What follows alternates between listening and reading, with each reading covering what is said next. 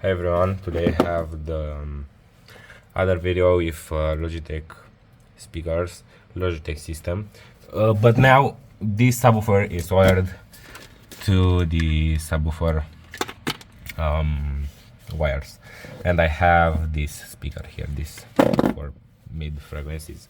In the last video I used this subwoofer, this Mac Audio subwoofer, but now I want to make a comparison between this and this Alpine subwoofer, and I will use this for now, and probably I will do a video in sometime with both of them, but now it's not the case.